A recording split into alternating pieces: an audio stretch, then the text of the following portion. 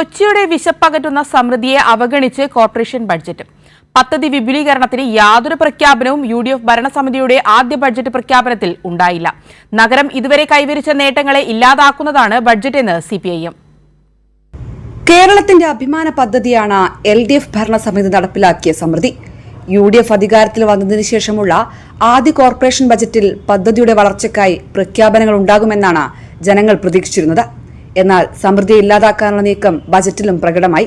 പ്രതിപക്ഷവും ഇതിനെതിരെ രംഗത്തെത്തി. കഴിഞ്ഞ കൗൺസിലിന്റെയും അതിനു മുന്നത്തെ കൗൺസിലിന്റെയും പ്രവർത്തനങ്ങളുടെ തുടർച്ചയാണ് ഈ ബഡ്ജറ്റ് എന്ന് പറഞ്ഞ അതേ മേയർ കഴിഞ്ഞ കൗൺസിലിൽ അഭിമാനമായി മാറിയ സമൃദ്ധി എന്ന് പറയുന്ന പദ്ധതിയെ തകർക്കാൻ ഈ കൗൺസിൽ UDFന്റെ കൗൺസിൽ വന്ന സമയം മുതൽ ശ്രമിച്ചുകൊണ്ടിരിക്കുകയാണ്. ഇന്ദിരാ ക്യാൻറ്റീൻ നടക്കുന്നതിന് വേണ്ടി സമൃദ്ധിയുടെ ഫണ്ട് ഉപയോഗിച്ചുകൊണ്ട് സമൃദ്ധിക്ക് ജനങ്ങളുടെ ഇടയിലുള്ള സ്വാധീനം ഉപയോഗിച്ചുകൊണ്ട് CSR ഫണ്ട് വാങ്ങിച്ച് സെൻട്രൽ കിച്ചൺ ആരംഭിച്ചിട്ട് ഇന്ദിരാ ക്യാൻറ്റീൻ ആരംഭിക്കുന്നതിനുള്ള ഗൂഢപദ്ധതിയാണ് ഈ ബഡ്ജറ്റിൽ വരുന്നത്. 20-ലധികം കുടുംബശ്രീ വനിതകളാണ് സമൃദ്ധിയിൽ ജോലി ചെയ്യുന്നത്.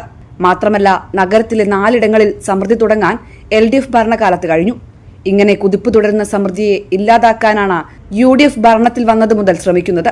അതേസമയം കൊച്ചിയുടെ ഭാവി വളർച്ച മുന്നിൽ കണ്ടുള്ള പദ്ധതിയോ നയമോ ബജറ്റിലില്ലെന്ന് CPIM പറഞ്ഞു. ഡെവലപ്മെന്റ് കൌൺസിൽ രൂപീകരണം ഉൾപ്പെടെയുള്ള നിർദ്ദേശങ്ങളിൽ ദുരൂഹതയുണ്ടെന്നും GCDയും മെട്രോപൊളിറ്റൻ ആസൂത്രണ സമിതിയും നിലനിൽക്കുമ്പോൾ ഇത്തരമൊരു കൌൺസിൽ രൂപീകരിക്കുന്നത് സംശയകരമാണെന്നും CPIM വാർത്താക്കുറിപ്പിൽ പറഞ്ഞു. കൈരളി ന്യൂസ്, കൊച്ചി.